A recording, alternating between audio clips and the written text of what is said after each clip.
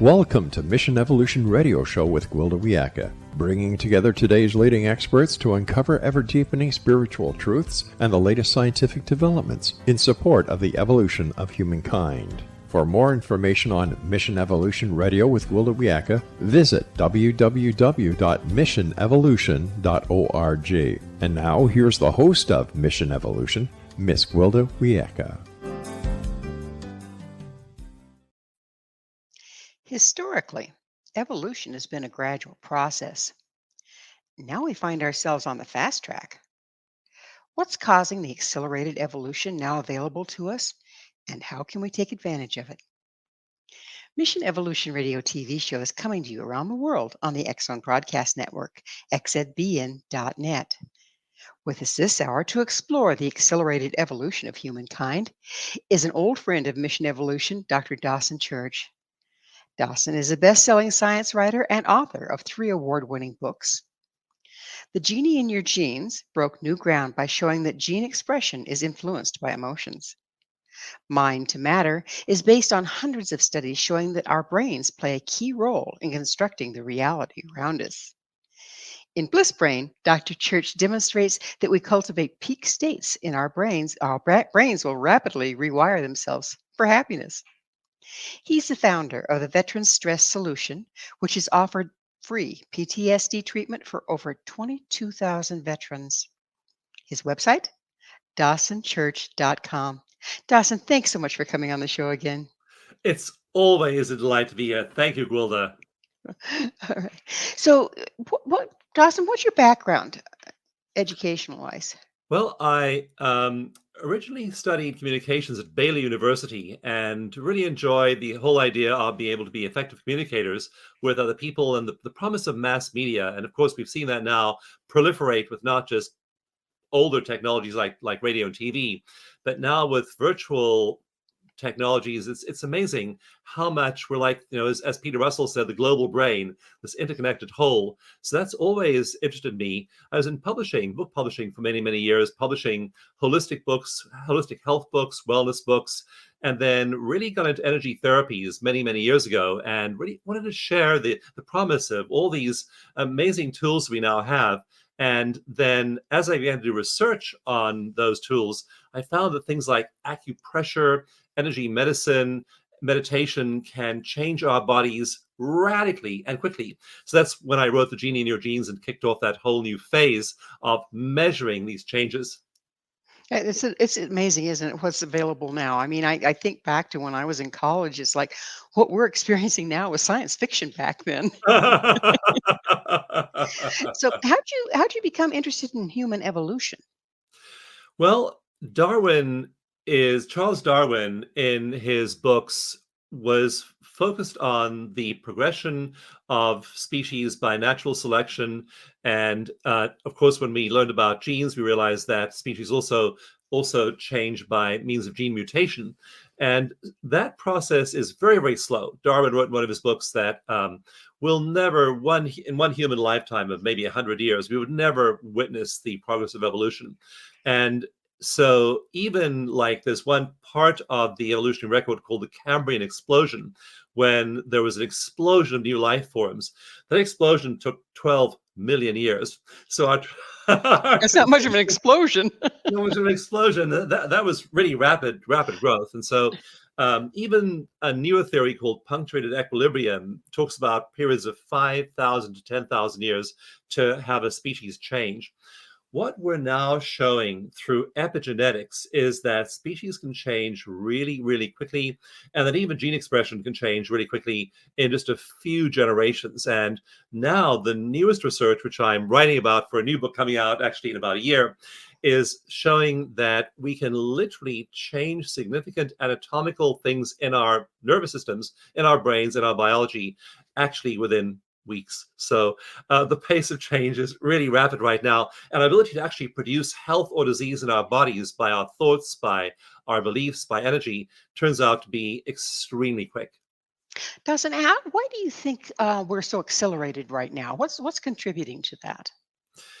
Well, I think we can measure it right now, and I think it's cumulative. I think that, just for example, if we go back like a million years, 2 million years, and look at the implements used by early hominids, they didn't change for long periods of time, millions of years. Then suddenly around 400,000 years ago, we see them changing really, really quickly. What happened 400,000 years ago was that people began to get together and they would share knowledge. And so the number of steps required to create a stone axe went from about 5 steps to about 20 steps really, really quickly as people shared knowledge. That was in the Stone Age. In later ages, as people collaborated, we learned to do things like build cities, build cathedrals, build social structures, and the world began to change even more rapidly. Now, with today's communication technologies, like when the COVID, when the when the sequence of the COVID virus was published, it was published on a Friday. By the following Monday, a German team of scientists had produced the first vaccine. It happened in a weekend. Oh They my. were working very, very hard in the lab for 4 days, but in a weekend, basically, we had a vaccine. So the pace of change and the process of communication is so powerful nowadays, and that's accelerating it. So we have an advantage we learn about. We tell our friends, we communicate it on social media, we email people, we text it around, and it catches on. And suddenly, like for example, the number of meditators in the world has grown 20-fold, 20x between My goodness. 1980 and today. People see that their friends who are meditating are happier and more peaceful. They tell others, and suddenly, exponentially, explosively, these new technologies grow, and they're producing an effect on our bodies. One study showed that optimists live on average 10 years longer than pessimists. So these are producing massive shifts in our physiology, in our biology, which again are contributing to much healthier lives and lifespans. So that's the potential of these powerful new psychological and spiritual techniques to affect large numbers of people and the whole human story. So we have a combination here of cultural base, right? The basic knowledge in the culture. We have expanded communication capabilities, and we have these tools that we're sharing now, and all of that combined is what's creating this acceleration. Yes, all of those things together are combining. And what they're doing is they're producing now rapid evolution of human bodies and brains. And for example, one very recent study I talk about in this new book I'm working on now, very recently published study, is looking at the size of human brains. And it's finding that I won't geek out on you, Gwilda, and tell you all the exactly how the study was done, other than it was a very, very robust design, but it involved thousands of people. But they were able to measure the difference in the brain size between people born in 1930 and those born in 1970. So 40 years apart, one generation roughly. And they found that the people born later had significantly more mass, about 7% bigger brains, about 15% bigger cortical surface area in their brains. So our brains are growing, and the parts that are growing are really interesting. The executive function of our brains is growing. The memory, learning, and emotion regulation part of our brain is growing. Why is emotion regulation important? If you can't regulate your frustration, your anger, your fear, your doubt, your other negative emotions, you're going to be miserable. If you can regulate them, again, think about that study showing that optimists live 10 years longer than pessimists.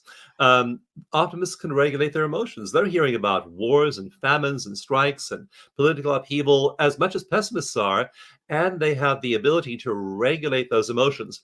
The beauty of it is that when you can downregulate negative emotions, it's the same control knob as you use to upregulate positive ones. So they're not only down regulating their negative emotions, they're also dialing up their gratitude, joy, awe, compassion, and all of these positive emotions as well.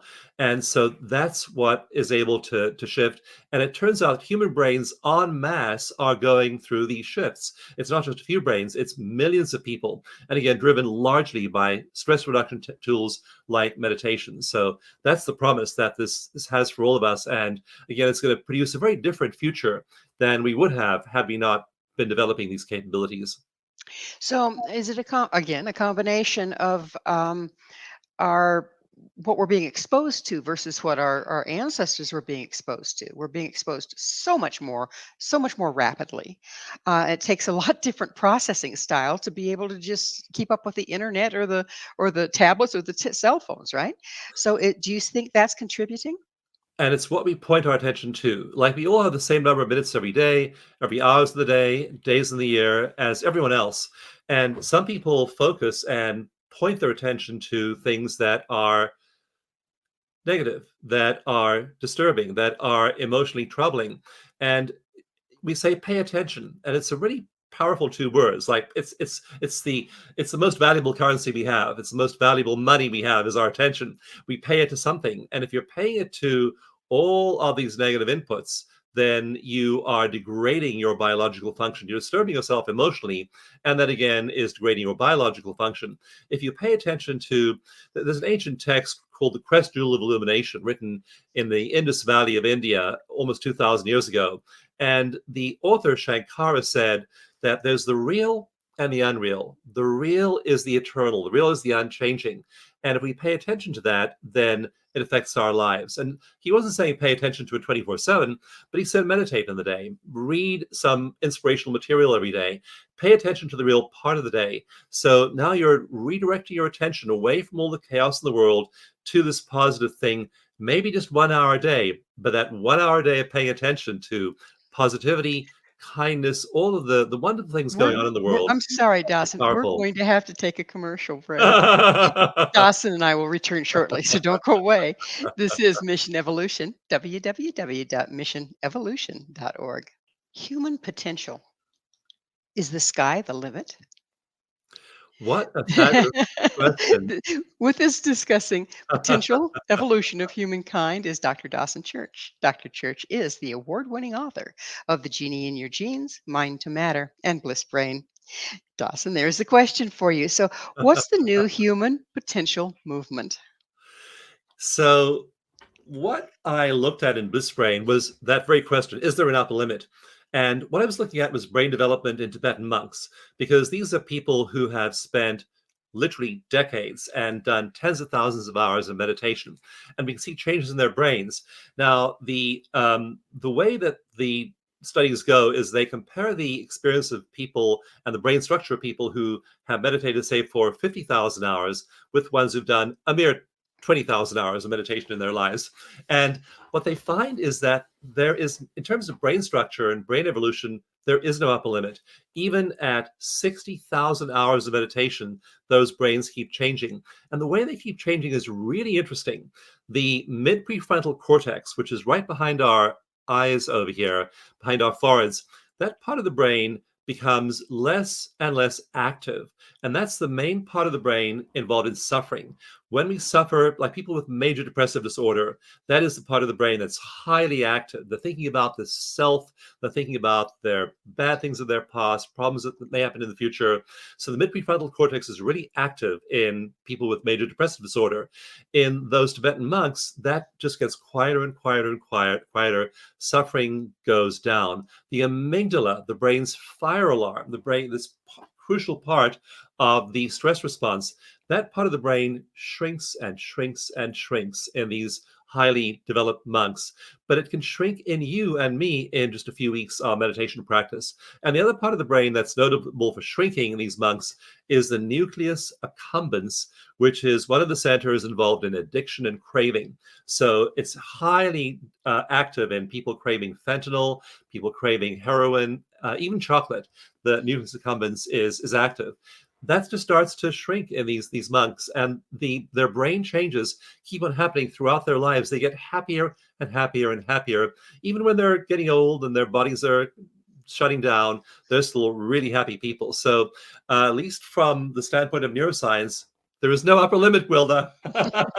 Well, you were talking. Does size really matter? Because you were talking about the brain growing, and now you're talking about it shrinking. Yeah, you want to have certain parts shrink and certain parts grow. So the parts that typically are growing are emotion regulation. Actually, there are four parts. There are four main brain regions that grow. One is emotion regulation. If you cannot regulate your frustration, your negative emotions, your negative thinking, it's really hard to have a happy life. And there's tissue that does this. It's really well developed. It's big, and that grows in these meditators. Another part of the brain that grows is the part of the brain that regulates that mid-prefrontal cortex, that focus of suffering. And so there are other parts of the brain that dial that down. Those parts of the brain grow. The compassion part of the brain grows, and also the attention circuits grow. These meditators have they can sit there and focus on a candle flame for 5 hours at a time. I'm not quite that good. I can do 15 minutes. I think I'm a hero, but your attention circuit after a while grows. You can really pay attention. So now you aren't distracted by your knee itching and the mosquito buzzing around your head and all the other things that otherwise distract us. And you want to develop that kind of a brain with those parts of the brain big and robust, and those addiction and stress parts small. So, is there anything outside of meditation that has the same effect? The new concept I'm really exploring and promoting is called spiritual intelligence. Spiritual intelligence. And what it is, I define it as the ability of our local human consciousness, the small I, this temporary I that exists for a few years, decades, then it's gone, to connect with the large I, consciousness itself. We have an individual human consciousness. So I say, you're Gwilda, I'm Dawson. We have a sense of who we are as a local being. But there's a field of non-local consciousness that is infinite, and we as a local finite consciousness can connect with that. So in meditation we connect with that, but we also connect with it when we're, for example, in nature. Just take a walk through nature, and everybody's had that experience at some point by walking in a forest or watching a beautiful sunset. Even monkeys, certain species of monkeys, will drop what they're doing when the sky lights up and has the beautiful sunset. They'll stare at it. Even other primates have this ability to be awed by beauty. So, So so Dawson, do are these we things. talking about the unified field here, where we all come together and become one, and that would include the trees, the monkeys, the sunset? Yeah. And so for years, science has been searching for unified field theory. We've never quite agreed on one. And there are four fundamental forces that we talk about, and they've looked for a unified field. But it turns out that consciousness actually affects all four of those forces of physics. So in my book, Mind to Matter, I explain consciousness as that unified field. So the unified field is within and without us. It's within and without us, and the variable is, are we in touch with it? If we're distracted, if we are focused on all the things going on out there, or in our own personal lives, our bodies, then we distract ourselves from that. How much time a day do you give? I'm asking everyone listening now, how much time a day do you set aside for what really matters, that is that infinite field? It may only be 15, 20 minutes a day. That's enough. So make that your practice, and then you are able to participate in that great unified consciousness. So what do you do with those 25 minutes a day? If I know meditation you're saying works. What else could you be doing? Ironically, the great texts of the East say it's as simple as the breath. They all point to the breath. Yoga points to the breath, meditation points to the breath, many other schools point to the breath. And so simply focusing on each in breath and each out breath mindfully is enough to shift your attention. Time in nature is so powerful. It's epigenetic. Research has shown that even time in a small city park in the middle of an urban environment will shift your gene expression. You don't have to be roaming the forest. So time in nature is powerful. Love, love, hugs. Like my wife and I, before she leaves the house each day to go, she teaches art and does other things outside the house. I work at home. We just hug each other. We look into each other's eyes. We spend time together. And you think, why do it every day? I mean, you've been married forever. You'll be married for, have a lot long you're alive. Why focus every day on that? Because that dropping into your body and that feeling of connection is powerful. Listening to other people, tuning into other people, being empathetic, and having strong social bonds, again, produces a whole plethora of genetic shifts in your body. So there are many ways we can do it besides meditation. Add them all together, and you start to really move the needle in terms of health and happiness. So you saying that the monks, their brains were growing within their lifetime. Is this across the board? I mean, you could measure what's going on with the monks as far as their brain size. Yes, we measured in monks, but the cool thing is I did one randomized controlled trial, and we measured it in ordinary people, just people off the street who volunteered to go to university and have MRI scans made of their brains. And then we handed them two tracks. One of them was a placebo track. One was a special meditation track that has them breathe, really be in the body. It's called eco meditation, ECO meditation. And the eco meditation group, again, all I had to do was listen to this track every day for a month. When they got back to the university lab after 30 days, went back in the MRI, and we ran the results of this large group of people who just did this non-monk activity for 20 minutes a day, the results were astonishing. We found the same anatomical brain changes starting to happen in their brains as in the monks' brains, with an explosion of growth in the compassion center, the joy center, the awe center, and a quieting of that mid prefrontal cortex, which is the main culprit in our suffering. So you don't have to be monk to do this. You just use an effective meditation method like eco meditation, and you find that rapidly you start to change your experience and your brain.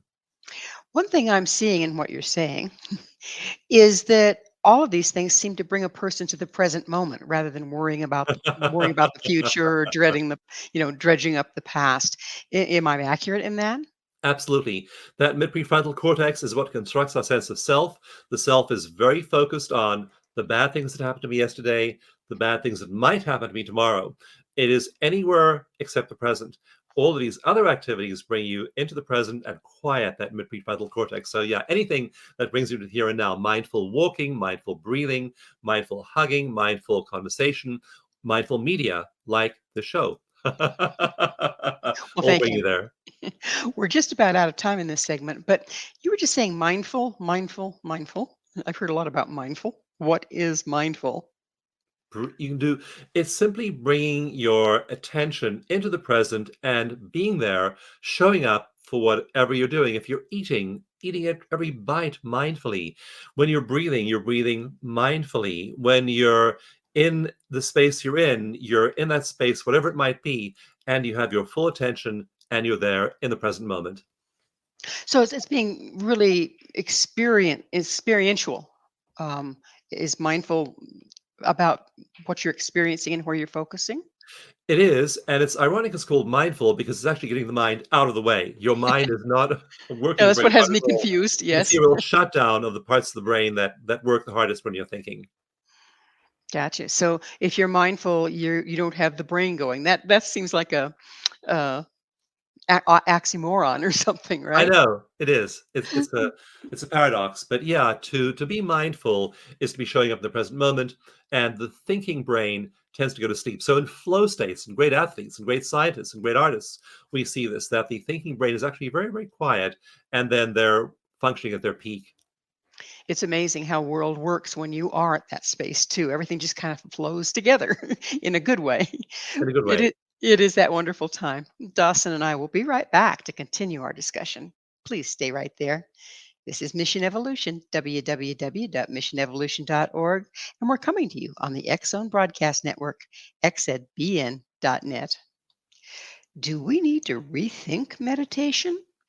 This is Mission Evolution, missionevolution.org. With us discussing the impact of conscious mental practices is Dr. Dawson Church. His website, dawsonchurch.com. Dawson, we were really getting into the benefits of meditation and similar practices. Um, so, what's your vision? How is that going to play into our evolution? It's playing into our evolution because of the number of people meditating right now. So the CDC in America collects data on people who are meditating, praying, all kinds of other practices, and they publish that data. So we know year by year how many people, what proportion of the population is meditating. The European Union collects similar data, and a lot of other countries do. And what has happened in the last 40 years is absolutely stunning. So 1% of the population was meditating in 1980, roughly speaking. 1% of the people in the world were meditating. And as we go back in history, we find that 1% is pretty consistent, going back 1,000 years. What began to happen around 1985, 1990 is the number began to creep up. So by 2004, it had crept up to around 5% of people meditating in developed countries. Now that's a fivefold increase, which is a big increase. Today, 20% of people are meditating, and that is producing these physical changes in the brain among large numbers of people. And the way this is showing up is primarily in compassion. And we see a lot of uncompassionate behavior in the world. We see a huge rise in compassionate behavior in the world in various ways. And breakthroughs in human compassion that used to take 100 years or more. I mean, the abolition of slavery, giving women the vote, these things all took 100 years for us to change our minds. Now, that was a brief period of time, 100 years. Slavery had been around for millions of years. Suddenly, within 100 years, it was gone. Now we see things like big compassionate initiative changes happening in 5, 10, 15 years, gay marriage, legalization of marijuana, respect for disabilities, animal rights. I mean, all kinds of, there are just dozens of things going on. The number of nonprofits formed each year in the US has gone up 500% between Wow. 1980 and today to do good work in the world. So even though there's all this bad stuff going on, I'm not denying any of it, the human beings as a whole are becoming more compassionate. This is going to produce big positive changes in society in the next decade. Do the larger numbers of people set up a energetic field that then promotes the very thing that they're doing? Absolutely. And the great Jesuit philosopher Teilhard Chardin talked about the psychosphere of the earth, the field of consciousness of the earth. And it's changing because now we have far more people who are compassionate than we had even 40 years ago. So that is changing the psychosphere of the planet. And you can feel that. You know, we have some wars going on right now. We know those wars are wrong. Everybody knows that war has completely lost its value as a way of settling national disputes. So even these people involved in the wars just know in their hearts that this is not the way to go anymore. And so we as a species are changing. You're going to see a lot more of these initiatives happening over the next while. And it's all the energy field of the planet and that psychosphere of the planet shifting for the positive.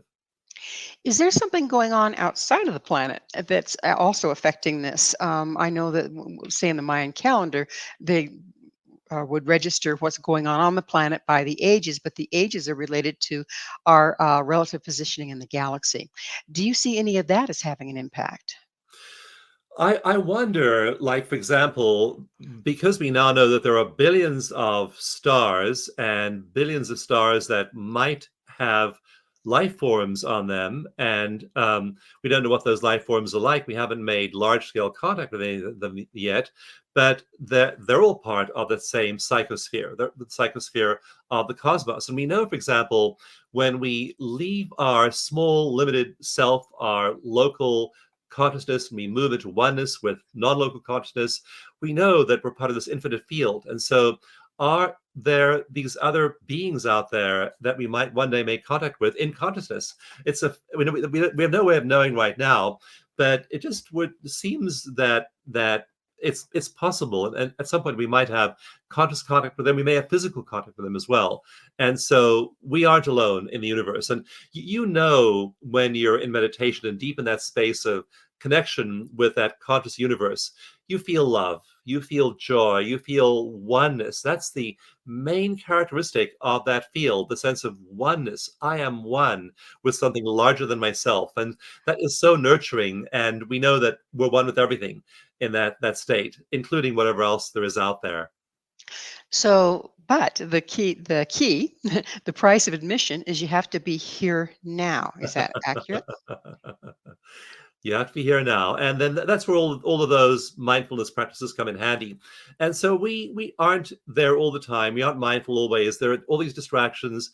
And so we have to bring ourselves back to it over and over and over again.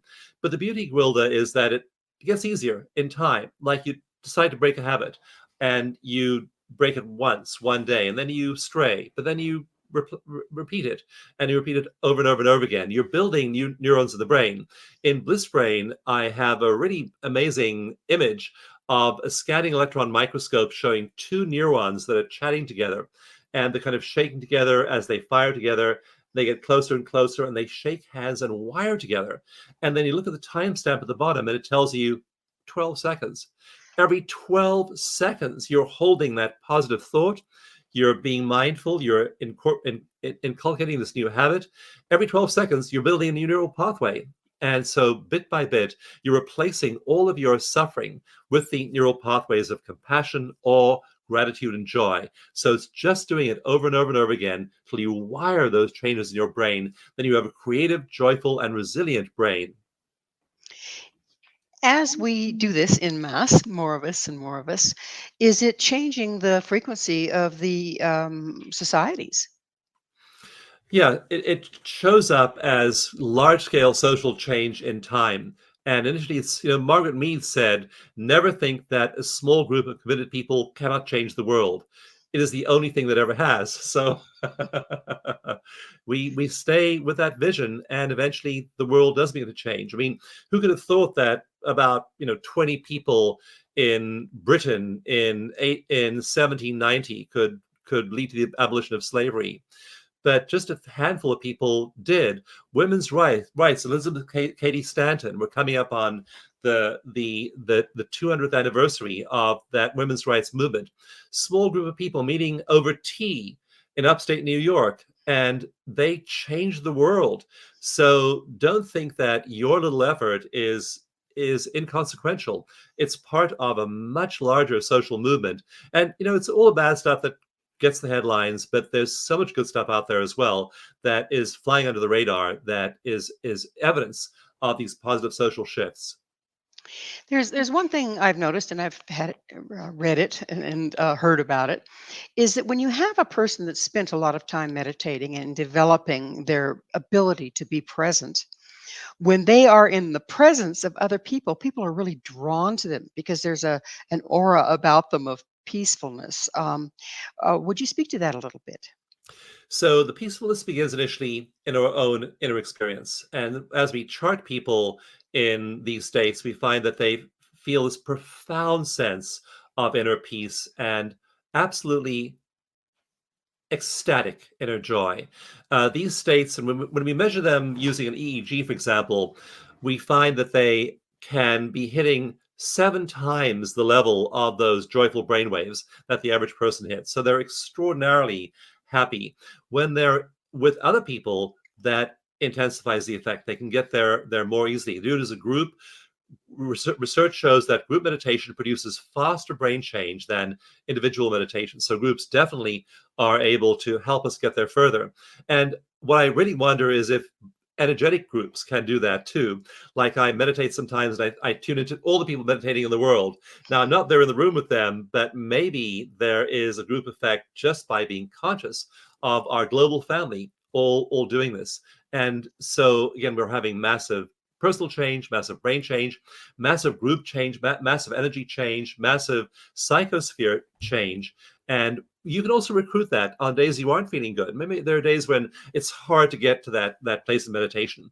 Then just visualize, just tune into everyone meditating right now and realize that you're part of this whole. And suddenly that's going to give you the energy to move to that level, which you can't do by yourself. So definitely doing it as a collective is making an impact.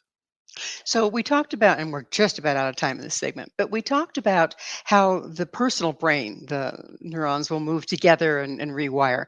Is that happening in the collective brain as well? It is happening in the brains of millions of people simultaneously now. Again, 20 times more people meditating than there were in 1980. And one recent study found that human brains actually are getting larger. They found that just in the last few years, there's been a 7% increase in the size of the human brain, 15% increase in the surface area of the human brain in just the last few years. My goodness, we are accelerated, aren't we? So We have to be mindful, if you will, of what we're feeding ourselves right now, don't we? If we're moving really quickly in the growth area, we can really deteriorate as rapidly as well, I would suspect. We can. If you're focused on the negative stuff, it releases a flood of cortisol in your bloodstream. I've done several clinical trials of cortisol, and you think a negative thought, immediately you trigger the stress response and you start to affect your body. So absolutely, either negative or positive thoughts affect us. And it doesn't take like a minute. It's seconds. Those genes click on and they start to flood our bodies with all the neurochemistry of stress. So Oh my gosh. absolutely, either good or bad, your thoughts are affecting you rapidly. Well, it's that magic moment again. We need another station break. Please stay with us as Dawson and I continue to explore the evolution of humankind. This is Mission Evolution, www.missionevolution.org. Is it possible to consciously alter the human gene expression of future generations? This is Mission Evolution, missionevolution.org. We're continuing our discussion with Dr. Dawson Church. His website, dawsonchurch.com. So, there's the next question. Can we actually alter the expression of future generations by what we're doing today?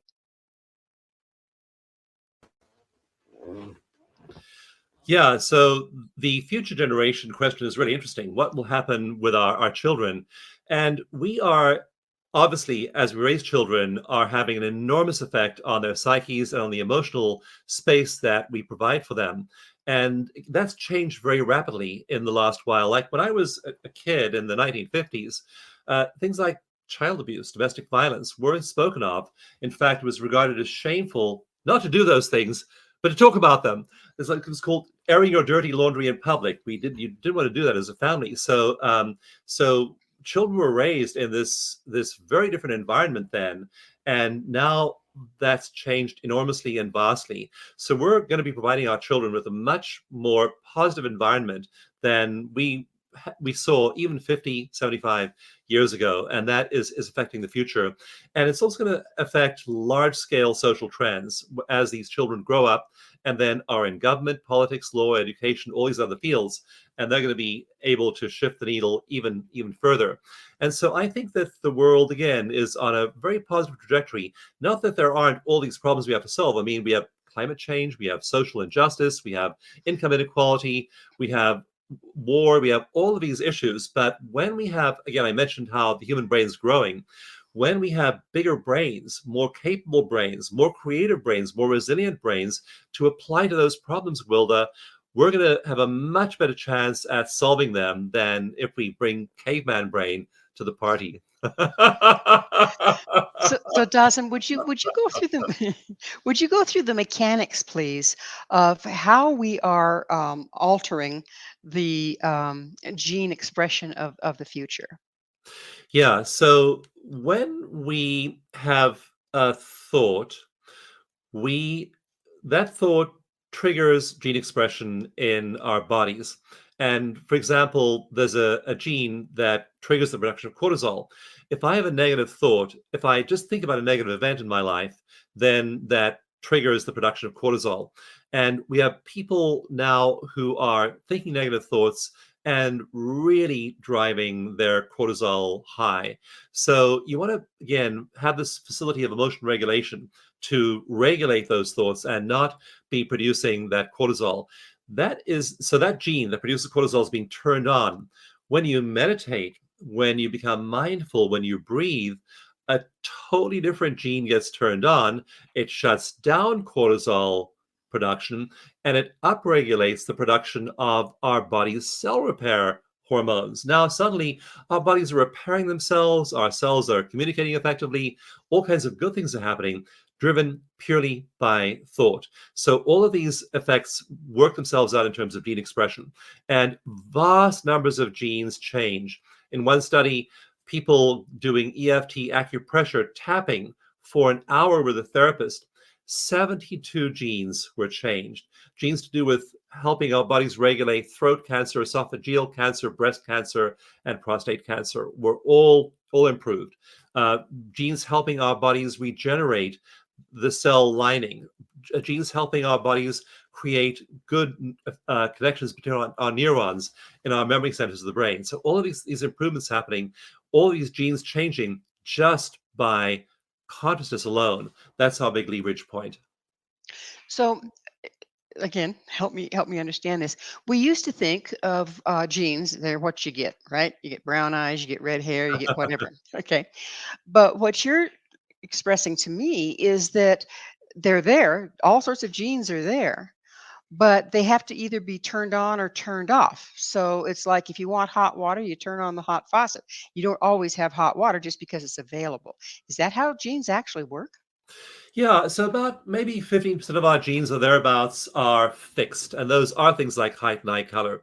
But the remaining 85% are variable. They respond. I mean, if I have a bite of an apple, the genes that are responsible for turning on the production of hydrochloric acid in my stomach turn on. So a lot of our genes are variable. And so those are the ones that we want to influence, especially our stress genes. They turn on and off really, really quickly. So you want to take control of the process. And so that 85% that is variable is highly under your control. One recent study of Alzheimer's patients that I'm talking about in my new book, Spiritual Intelligence, I talk about this Alzheimer's study, and it found that when Alzheimer's patients learn meditation, the researchers thought, well, maybe it's going to slow cognitive decline. It's going to slow the shrinkage of their brains to learn meditation. They found it did not slow cognitive decline, did not reverse brain shrinkage. It completely eliminated it, and their brains grew. Their brains grew, the memory centers of their brains grew, the learning centers grew, the emotion regulation centers grew in these people. These were Alzheimer's patients with rapidly shrinking brains. The shrinkage stopped, the brains began to grow. So all kinds of things are happening in our body when we practice these wonderful stress reduction techniques. So it's like we're sitting in the bathroom weeping because there's no water, simply because we haven't turned on the faucet, right? Entirely under our control. So Dawson, it's that time in the show when I get to ask you, what's your mission? My mission, I think, is to be the love and joy I came here to be. And for me, that takes the form of speaking and science. And that's just the languages I love. So I love being with people. I love teaching meditation. I love teaching stress reduction techniques. We train thousands of people every year. And just doing that fills me with joy, being a conduit for the joy. We all came here with this immense potential. For many of us, it's just sidetracked by stress. And so when you aren't in that stressful state, the magic, the love, the joy, the compassion that you came here to share and express is freely available. It flows through you. You meditate in the morning. You can't wait to get to work and have those things start to flow through your external activities as well. So that's why I'm here, and why I just wake up every day just overflowing with bliss. So what do you have to say to those people that go, well, I don't know, meditation might be against my religion, or it's a scary thing, or it's woo woo, or, what do you say to them? Read the facts, read the science, because there are a lot of opinions. But one of the cool things about science is that we hear ideas, we hear beliefs, and then you just look at the science and look at the facts. So in all of my books, I just give you the facts. And if you have fears, science is great at dissipating them. Now, there are fears that are valid, and so science will tell you that as well. But it'll show you that most of the things we're afraid of, most of our arguments for not taking our well-being seriously are not valid. And the truth is, we live in a world of love and beauty. We can do so much to improve the quality of our lives and the lives of those around us, that we want to just keep on doing it every single day. Um, there's a lot of talk about how we create our reality. Would you speak to that a little bit as it relates to epigenetics and what's going on? I wrote a whole book about that called Mind to Matter. And in Mind to Matter, I show the enormous amount of research showing that what we think of as external reality is actually largely constructed through our brains by energy fields around us. And so as we change our minds, change our brains, the external reality around us changes. And there really is a powerful effect in the world around us based on changing our thoughts and feelings. There are a lot of studies and a lot of stories in Mind to Matter about cancer. And just like my new book, Spiritual Intelligence, a lot of studies about Alzheimer's, that previous book, Mind to Matter, about people who, like one woman who got a terminal diagnosis. They told her she had uterine cancer and had metastasized. She was stage 4. They told her that she had about 6 months to live. And she just began to change her mind. She shifted the way she thought. She began to nurture herself. She just said, I'm not going to let another negative thought come into my mind. She was rigid about that. She nurtured herself. She took long walks. She meditated. A year later, she walked into her doctor's office, cancer-free. And I interviewed her over a decade later, and that was still the case. So our minds, our consciousness has the ability to heal our bodies. And there are so many stories in my books of people healing even terminal diseases and autoimmune diseases, seemingly incurable things. One woman on a call with me 2 weeks ago said, Dawson, I had fibromyalgia for 46 years. I'm so grateful to you and your work. I no longer have fibromyalgia. It is just potent to have these available of these cures to us. And I so want people to learn that it's possible to shift our external reality of our bodies and our lives and use these tools. It's so important, and we're just about out of time in the entire show. Real quickly, what would you say to the future? What do you see coming? I believe that many big systems are going to change. I believe politics is going to change. I believe medical care is going to change. We're not training therapists in the Veterans Administration. They've invited us to train therapists inside there in these woo-woo techniques because they work. They They were. relieve PTSD. So we'll find them more institutionalized. We'll find them in Kaiser Permanente. We've already trained people in the Cleveland Clinic and Johns Hopkins and other medical systems. So that training in the system is going to keep on going, and people in medical care will have the chance to experience the power of energy therapies. So that's Well, going to be. that's wonderful news. Absolutely. Unfortunately, we're out of time. Dawson, thanks so much again for being on the show. It's been a joy, Wilda. Thank you. Mhm. Our guest this hour has been Dr. Dawson Church, a best-selling science writer and the author of 3 award-winning books. He's also the founder of Veteran Stress Solution.